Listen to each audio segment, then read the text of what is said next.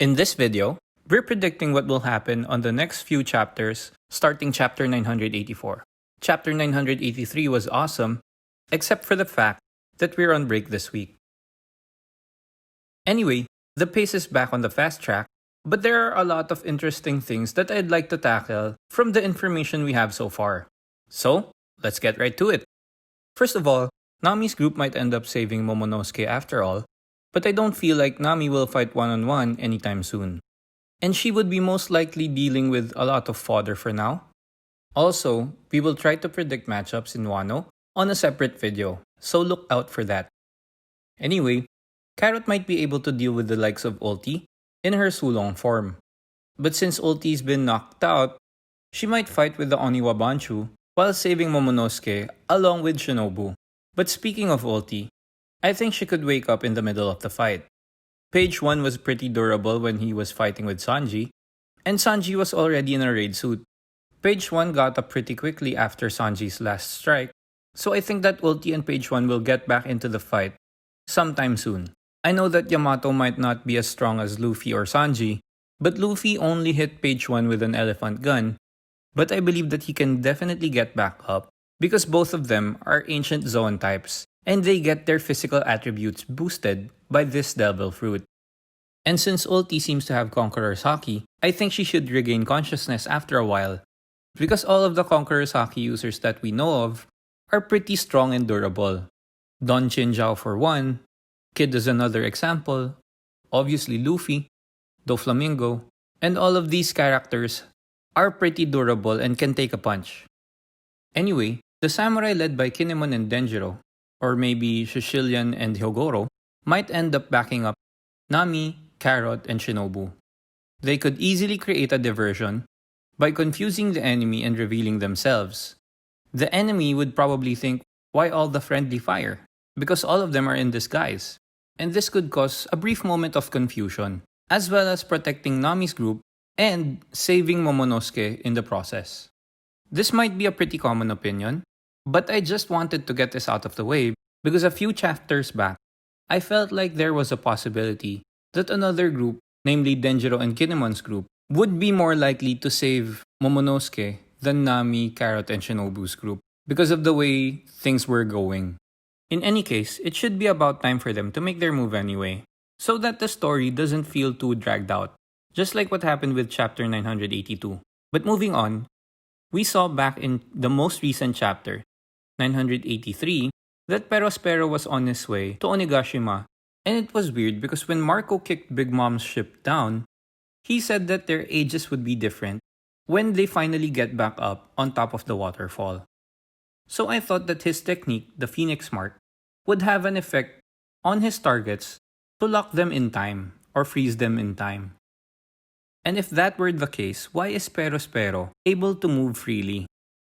The explanation I came up with is that he fell off the ship and into the water. Then, he got washed ashore and was able to climb the waterfall using his Skendi slug.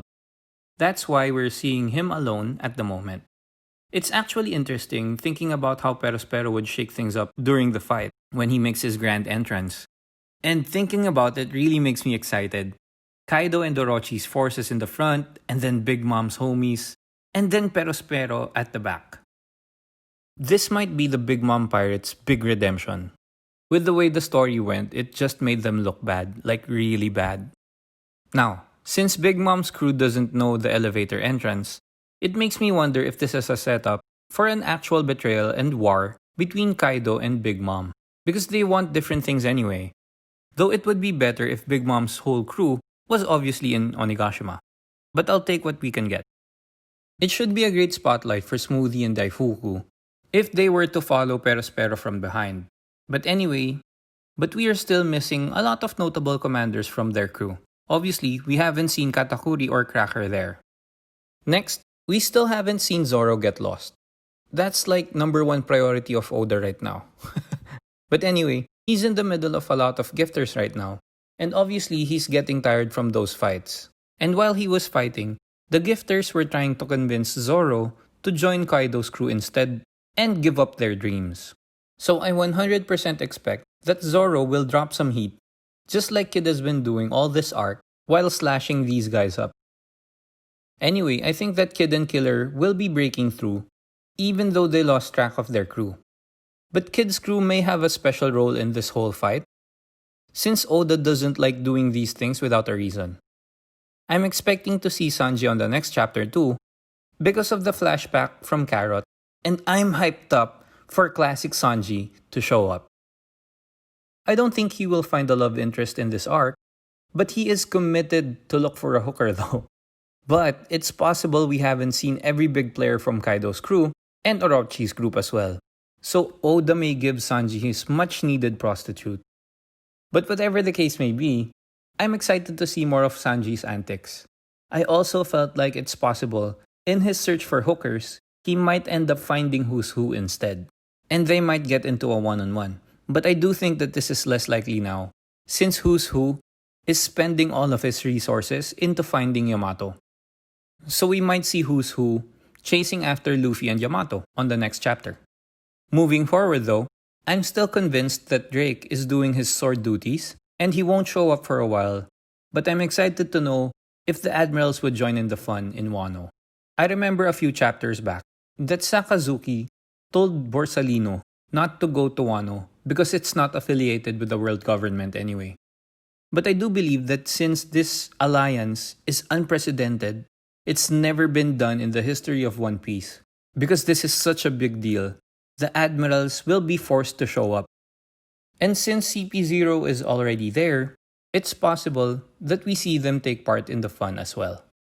Now, I think it would be too early if Marco's group would arrive in Onigashima, but seeing how Perospero is already up the waterfall, it wouldn't be too surprising. We still don't know who or what the silhouette was that was stalking Robin and Jinbei a few chapters back. There was a lot of talk that this was Yamato, and that still could be possible. He may have talked with Jinbei or Robin, and Jinbei could have recognized him, since he's the son of a Yonko and Jinbei worked for Big Mom for a while. And in his travels or fulfilling duties for Big Mom, he may have encountered or at least heard of Yamato. So it could have been a little friendly chat between Jinbei and Yamato. But I'm still curious to know who or what that silhouette was.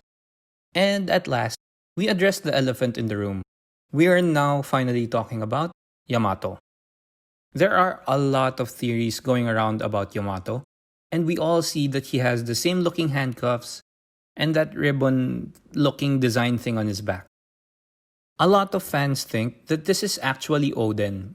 Personally, I think that's possible, but I do think it's more likely that he is actually Yamato, Kaido's son, and has only inherited ODEN's will instead of being ODEN himself. I think this way because Yamato may have gotten inspired by ODEN and picked up on how ODEN dressed, how ODEN acted, and how ODEN thought or thinks. Or how ODEN thought or thinks. It's kind of like Goldie Roger passing his hat on to Shanks and then on to Luffy, that sort of thing. Side note, the Straw Hat concept may have come from the Void Century because we saw the giant straw hat in Marijoa when we learned of Imu's existence.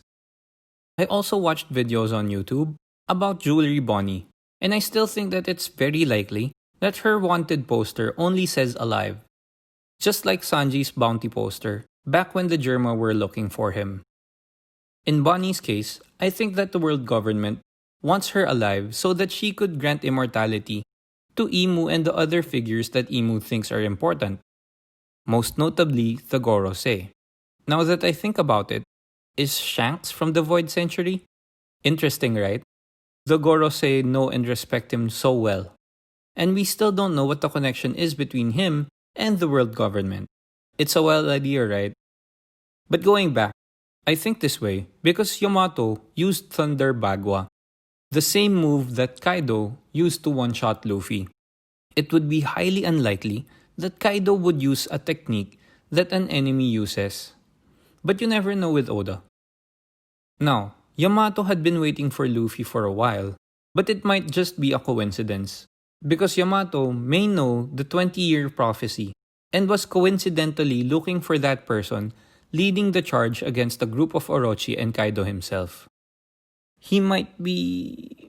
I wanted to say defective, but that sounds weird to use to describe someone's child. So let's just say he's like the prodigal son or the black sheep of the family that doesn't conform to what or how the family thinks. But anyway, this wraps up today's prediction and theories video. I hope you enjoyed it, and if you did, please do leave a like and comment down below what you think is the most plausible theory and why that is. And do subscribe to the channel if you love One Piece. And turn on the notifications button because on the next video, we're talking about the possible matchups for each Straw Hat. And it's going to be short and fun. So, don't miss it. Stay safe. Peace.